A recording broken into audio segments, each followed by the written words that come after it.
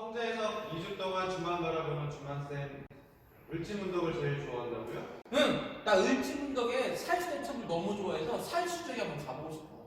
그렇다면 2주만 주만 바라보는 주만쌤이 가장 가고 싶은 지역은 살수대첩의 살수지역이네요. 근데 왜 하필 을지문덕이에요? 응! 나는 물로 저걸 쓰러지는 건 좋아하거든. 아, 그럼 2주만 주만 바라보는 주만쌤이 살수대첩의 지역인 살수에 가고 싶은 이유가 살수에 있기 때문이네요. 응! 거기다가 대첩을 아주 좋아하거든. 아, 그럼 2주만 주만 바라보는 주만쌤이 살수대첩에 살수에 가고 싶은 이유가 살수로 인해 적들을 살 수 없게 만들어서군요. 근데 과학쌤이 역사를 어떻게 그렇게 잘 알아요? 나 역사책도 많이 사보거든. 아, 그래서 2주만 주만 바라보는 주만쌤이 살수대첩의 살수지역을 좋아하며 살수로 인해 적들을 살 수 없게 만드는 역사책을 살 수도 있군요. 그나저나 왜 선생님과 저는 살이 수없이 많아요? 그만해!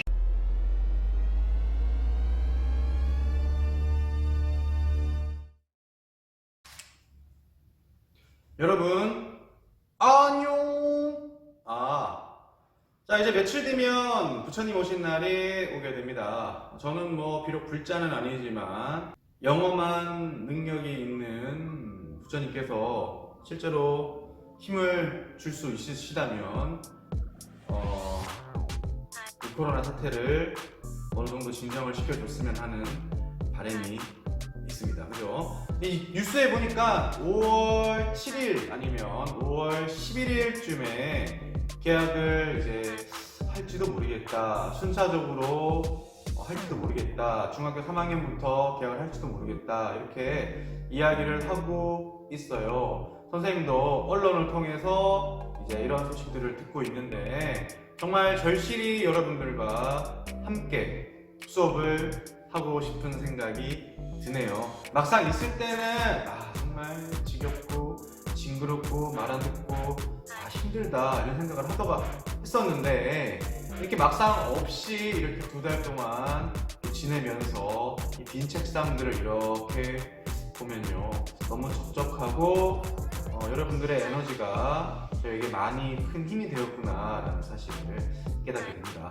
여러분들도 반대로 집에만 있으니까 학교의 소중함, 친구들의 소중함, 학교 선생님의 소중함을 좀 알 수 있겠죠? 네, 그래요. 자, 오늘은요 여러분들이 좋아하는, 특히 남학생들이 좋아하는 전쟁사로 수업을 진행을 해볼 텐데 재미는 없을 거예요. 왜냐면 전투씬이라든가 장군들의 일기투 대결이라든가 이런 것들은 여러분들이 유튜브로 따로 검색을 이제 하는 게 빠르고요. 저희는 수업 시간이다 보니까 이 전쟁 씬보다는 이 전쟁이 일어나기 전에 배경은 무엇이었었고 과정은 어땠으며 결과는 어떡하였더라 쪽으로 좀 더 이렇게 폭 넓게 이제 바라보는 시간을 갖도록 하겠습니다. 그래서 여러분들이 전쟁사를 공부를 하실 때는 이제 배경, 그 다음에 과정, 그 다음에 결과 이렇게 공부를 하는 이제 버릇을 들이시면 되겠습니다. 네. 자, 그러면은 첫 번째 배경에 대해서 보도록 하겠습니다. 자, 6세기와 7세기의 국제 정세입니다. 이때 당시 국제 정세를 뭐라고 표현하냐면요, 십자 외교라고 합니다. 영어로 cross. 십자 외교라고 하는데 지도를 한번 그려보겠습니다. 대충 알아보시겠죠? 자, 여기에 일본이 있고요. 왜? 여기는 신라, 여기는 백제, 여기는 고구려, 여기는 돌궐이라는 나라가 있습니다. 그다음 여기에 잘 보입니까? 수나라가 있고요. 당나라가 있어요.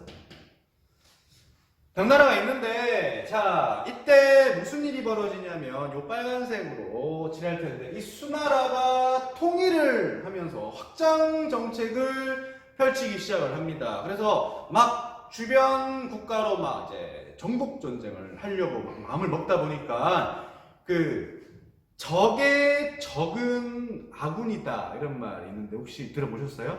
적의 적은 아군이야. 그래서 이 돌궐과 이 고구려가 이 수와 당의 이 침략에 대항하기 위해서 친구를 맺습니다. 동맹을 맺어요. 빨간색은 동맹입니다. 요 빨간 동맹이고요. 자, 그 다음에 이 고구려와 백제도 동맹을 맺습니다. 왜냐하면 신라가 적극적으로 한강 유역을 차지했고 북쪽에 고구려의 한강 유역도 차지했기 때문에, 여러분 기억나시죠? 그 장수왕 때 그 중원 고구려비를 충주에다 설치했다라고 말을 했잖아요. 그죠? 근데 그게 그 중원에다가 또 뭘 설치합니까? 나중에 신라의 진흥왕이 단양적성비를 설치를 하잖아요. 그죠? 그와 맞설 때도 정말 치열하게 이런 식으로 다툼을 했다라는 것을 볼 수가 있고, 그 과정에서 신라라는 공동의 적을 두고 고구려와 백제는 또 동맹을 맺었다. 그 다음에 이 백제와 일본은 전통적인 친구였다 이렇게 보시면 됩니다. 그래서 이거를 좀 과장해서 표현하면은 일자 세로 그죠? 자, 그 다음에 초록색으로 한번 봅시다. 자, 이랬던 신라와 백제가 공격을 굉장히 많이 합니다. 여러분, 둘이 치고받고 싸워요. 대표적으로 이제 의자왕 때인데 나중에 설명하겠지만, 의자왕과 누가 붙냐면 선덕여왕이 붙습니다. 근데 의자왕이요, 여러분들 이런 표현 해동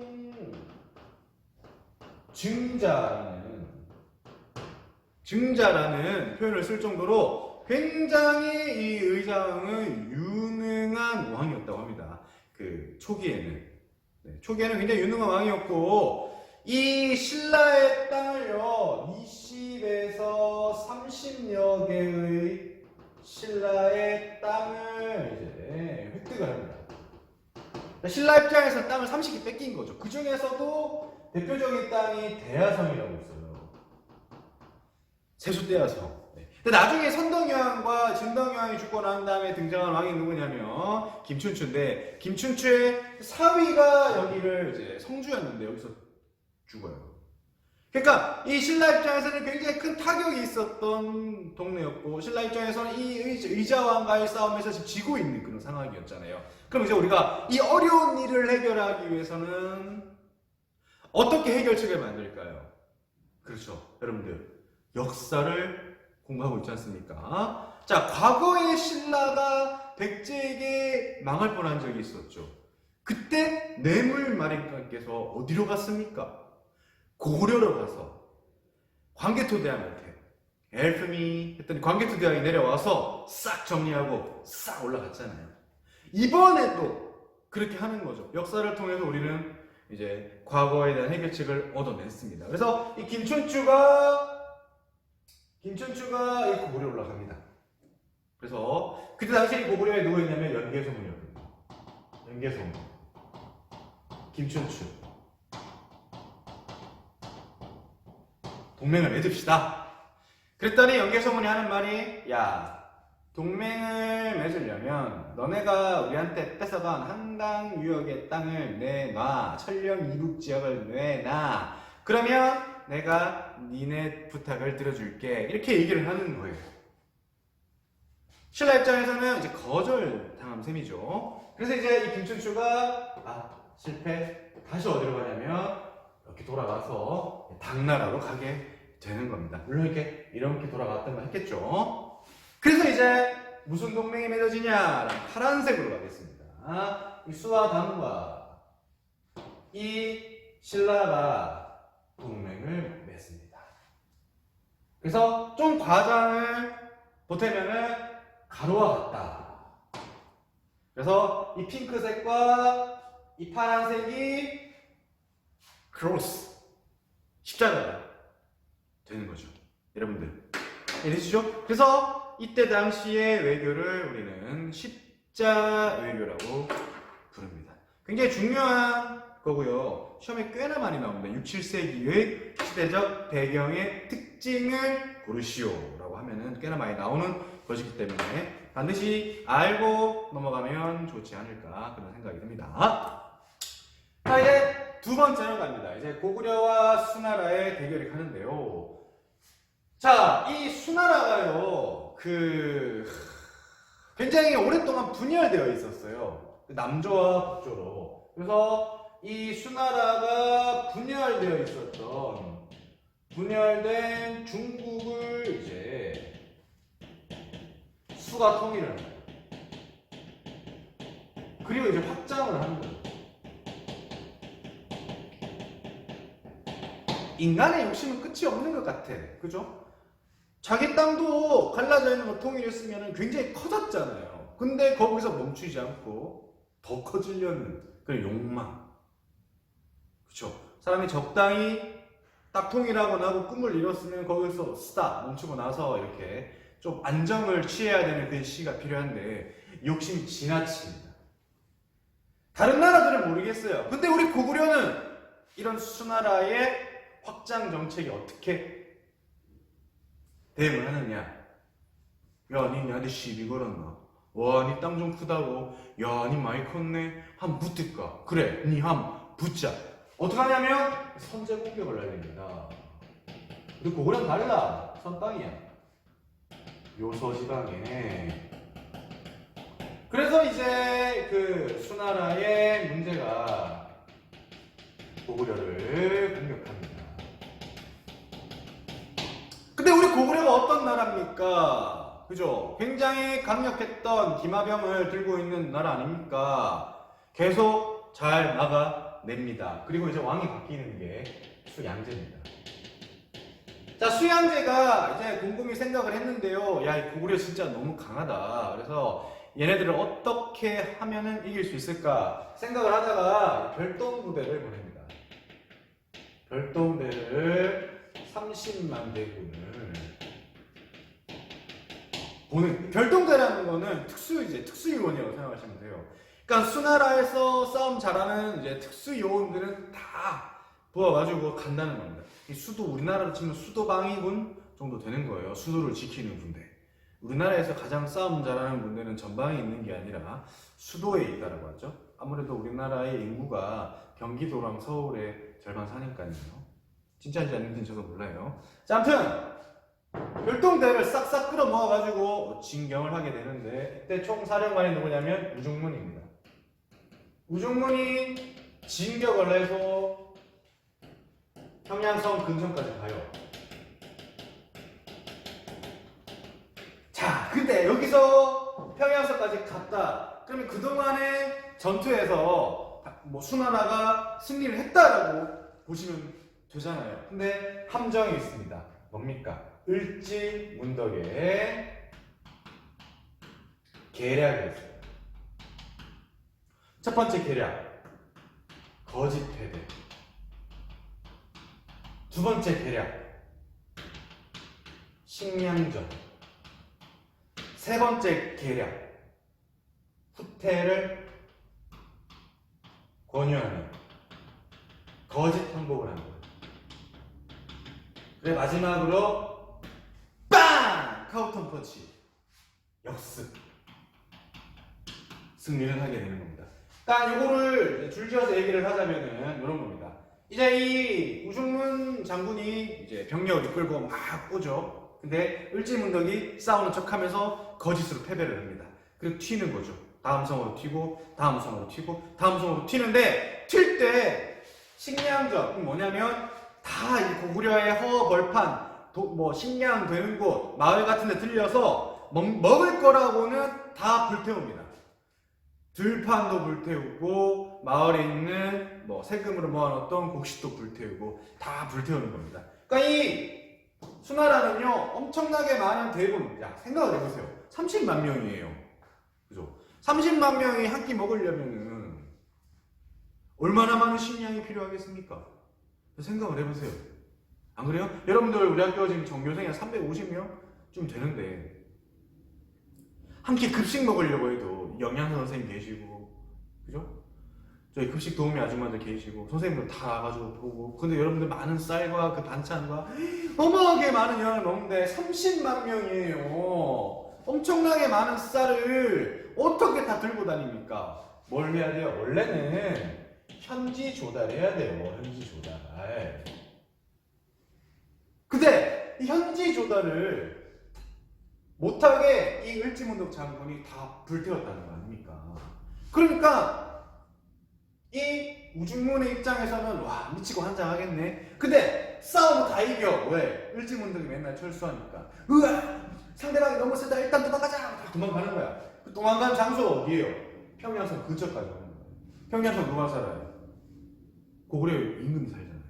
그러니까 이 우중문이 이긴 거야. 근데 굉장히 찝찝하고 배고프고 힘든데 다 이긴 거야. 와. 이제 마지막 끝판 평양상만 남았어요. 근데 도착해보니까 병사들은 배고프고 춥고 힘들고 난리가 나는 거지. 이때 을지문덕 장군이 편지를 쓱 하고 보냅니다. 그 편지를 한번 읽어보도록 하겠습니다. 신기한 책략은 하늘의 원리를 꿰뚫었고 기묘한 계책은 땅의 이치를 통달하였도다. 싸움에 이겨 공이 높으니 만족함을 알고 그만두기를 바라보라. 야 우중은 야 너 진짜 싸움 잘하대. 나 한 번도 못 이겼어. 야 너 이렇게 많이 이겨서 평양까지 왔잖아. 돌아가죠. 내가 졌어. 이제 항복을 권유하는 거죠. 이 우중문 입장에서는 땡스. 왜냐면 와 이거 붙으면 내가 질 것 같아. 근데 이 을지문덕이 항복의 문서를 보냈네. 그럼 이걸 들고 나는 이제 돌아가야지. 그러면 수나라 양제께서 좋아하실 거야. 이렇게 생각을 하는 거죠. 네. 그냥 돌아갈 수는 없잖아요. 그냥 돌아가면 머리 베인단 말입니다. 그래도 뭔가 을지문덕 장군 총사령관이 편지를 보냈으니까 그걸 들고 돌아가면 그래. 중군아 수고했다. 저기 온천에 가서 목욕 좀 하고 오너라. 요 생각을 하고 돌아가는 겁니다. 그러니까 이 백성들과 이제 우중문은 빨리 돌아가고 싶은 생각밖에 없었겠죠. 그래서 돌아가고 있는 찰나에 살수에서 기습을 합니다. 이 강이 청천강이라고 보통 얘기를 합니다. 다른 역사학자들은 뭐 다른 데라고 하는 경우도 있는데 청천강이라고 하는데 선생님이 옛날에 배울 때는요 이 청천강에 그 나무로 된 뚝을 막았다고 했어요. 댐 같은 거죠. 그러면 이제 그 물길을 일단 막아 놓는 겁니다. 막아 놓으면은 이제 그 물길이 없으니까 그 강이 뭐가 됐겠죠? 육지가 됐겠죠. 그때 이제 그 지친 이 살수의 그 수나라의 군인들이 막 지나가는 겁니다. 그때 뚝을 터트리는 거죠. 그러면 뚝이 터지는 소리. 아이고. 이제 물길이 수나라의 병력을 확 쓰게 되고 이제 전쟁 그 뒤를 이제 뒤치기를 해서 이제 고구려의 군대가 승리를 했다. 그래서 이걸 이제 뭐라고 배웠냐면 살수대첩이다라고 배웠습니다. 근데 이제 이 청천강에서 둑을 만들어서 둑을 터트려서 승리를 했다. 라고 하는 게 지금 이제 많은 역사학자들이 구라일 가능성이 많다. 그건 말이 안 된다.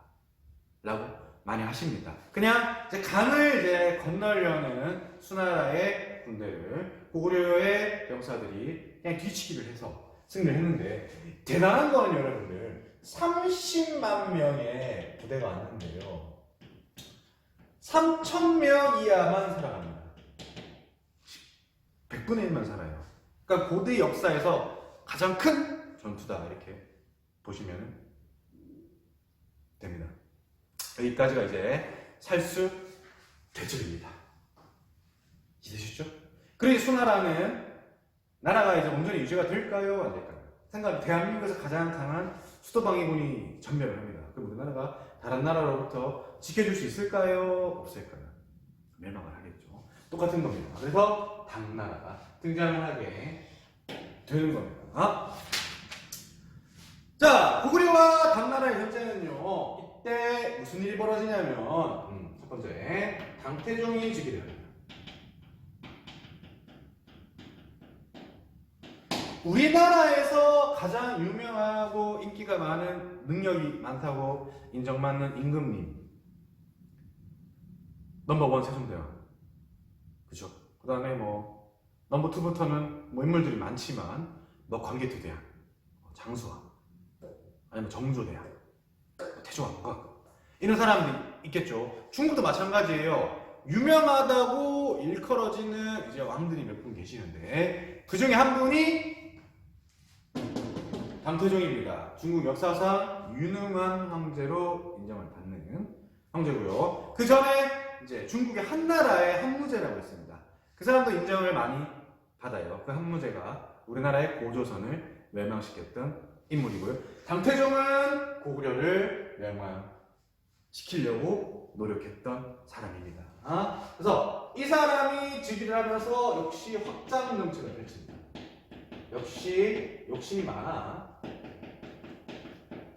확장 정책을 펼치고 있어요. 그래서 이 우리나라 고구려의 입장에서는 대비를 해야 되겠죠. 수나라에 한번 그 공격을 받았기 때문에 소일고 외양간을 고쳐야 되겠습니까? 안 고쳐야 되겠습니까?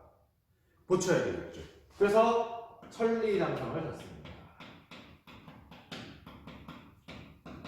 중국은 만리장성, 우리나라는 천리장성. 만리장성이 그 뭐 인공위성으로 보면은 유일하게 보이는 인류가 만든 인공 건물이라고 하는데 실제로는 아니다라고 저는 들었거든요. 아무튼 그렇습니다. 천리장성을 쌓아서 이제 그 침략에 대비를 했다 이렇게 보면 되고요. 또 누가 있냐면 연개소문이 이때 정권을 장악합니다. 연개소문이요 왕을 갈아치웁니다. 영유왕에서 보장왕으로 정변을 일으킨 거죠.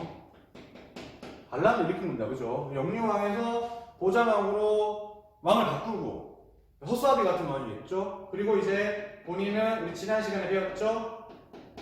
두 번째로 권력이 높은 사람 대망리지에 오르게 됩니다. 그래서 이제 고구려의 정권은 연개소문이 꽉 하고 잡았다 이렇게 보시면 되겠습니다. 그때 이제唐태종이 공격을 오게 되는데 아무래도 연구를 많이 했을 거예요. 수나라가 이제 소위 말해서 발렸잖아요. 왜 발렸을까?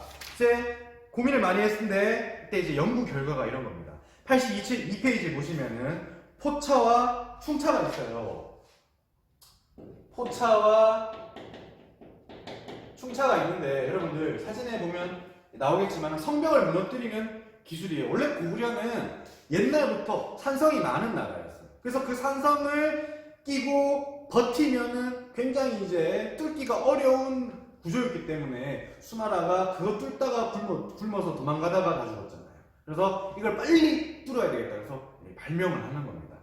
빨리 뚫을 수 있는 것들을 발명을 하는 건데 이때 이제 굉장히 처음에는 승승장구합니다. 교과서 보시면은 신성 뚫고 현도성 뚫고 계모성 뚫고 여동성 뚫고 백왕성 뚫고 다 뚫는데 이때 어디서 걸린 거?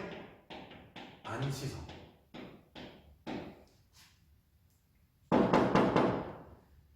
안시성에서 딱 멈추게 됩니다. 90일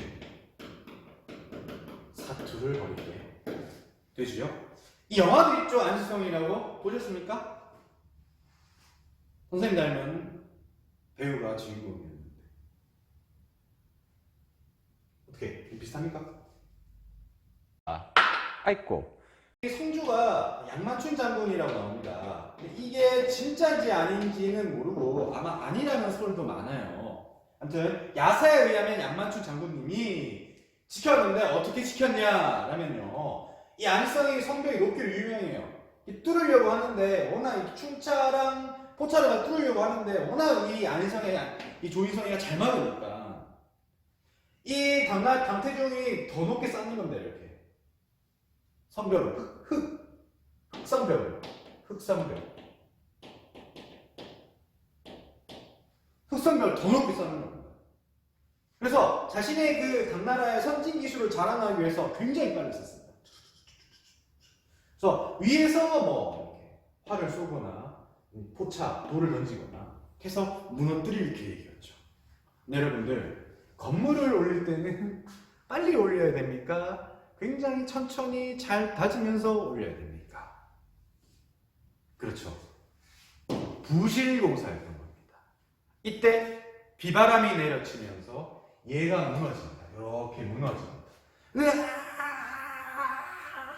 무너질 때 이 조인성이가 가서 뒤로 공격을 팍 해가지고 당태종을 혼비백산시켰다 라고 합니다. 이제 먹을 것도 떨어지고 겨울도 다가오면서 추워진 당태종이 패배를 인정합니다. 당태종이 후퇴를 하게 되는데 선생님 전쟁씬 너무 궁금해요. 너무 보고 싶어요. 하는 친구들은 영화를 보실 바라겠습니다. 자, 아무튼 간에 이렇게 해서 당태종 후퇴를 하는데요. 곰곰이 생각을 해봐도 야, 나는 정말 싸워진 적이 없는 사람인데 이 안시성의 성주 양만춘이라고 생각되어지는 이 성주만큼은 내가 너무 대단한 것 같아. 이 사람만큼은 비록 적이지만. 그래서 후퇴하기 전에 촥 성벽 아래에서 전체 차렷! 양만춘에게 경례!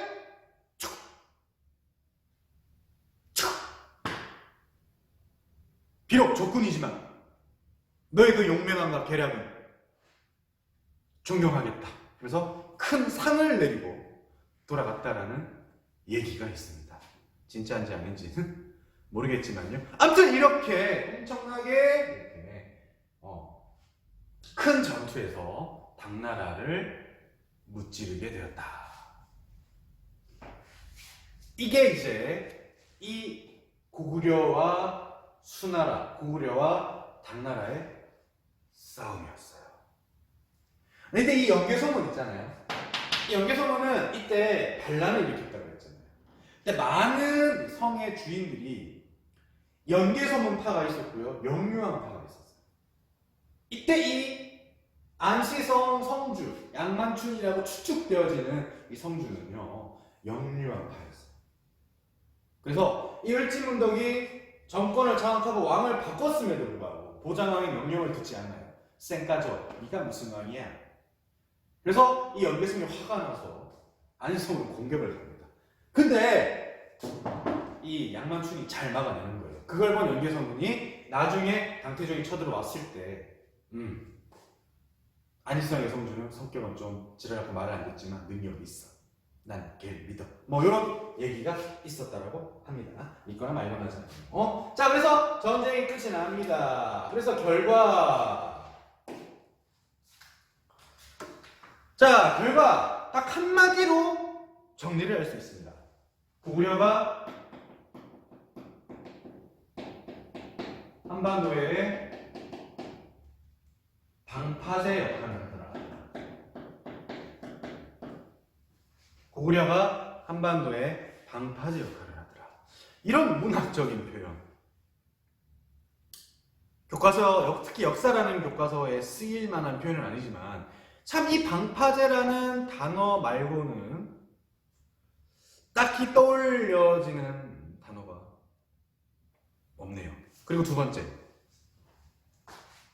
국제 정세의 변화가 시작되는데 이때 당태종이 고구려랑 싸워서 졌잖아요. 얼마나 열이 받고 화가 나겠고 절치부심, 앞으로 죽여버리겠어 쌍무 새끼 했겠습니까? 근데 1대1로 싸워서 이게 부담스러워. 싸움을 잘한단 말이야. 그럼 어떻게 1대1이 안 되면 어떻게 하면 돼? 그렇죠, 2대1, 3대1 하면 되죠. 그래서 뭡니까? 나당 연합의 결성의 계기가 되죠. 김춘추가 당태종을 찾아갔을 때 당태종이 뭐가 아쉬워서 그 작은 신라, 보이지도 않는 신라와 동맹을 맺었겠어요. 혼자서 안 되니까 조금 도움 받아보려고 한 거 아니겠어요. 이해되시죠? 그래서 국제정세의 변화를 오게 된 큰 일이고요. 그 다음에 우리 고구려의 강력한 힘을 알 수 있었던 계기가 아닌가 싶습니다. 그러니까 오늘 등장하는 인물들 여러분들 기억하세요. 수문제, 수양제, 을지문덕, 연개소문, 당태종, 안시성, 성주. 양만춘으로 알면 안 됩니다. 양만춘으로 추측되어지는 안시성, 성주. 요걸 과정 중심으로 공부를 하신다면 여러분들 딱히 뭐 오늘 수업 어렵지 않았죠? 그래서 오늘은 굉장히 스무스하게 수업을 했다 이렇게 보시면 되겠습니다. 자, 그러면 오늘 여기까지 하겠습니다. 여러분 안녕.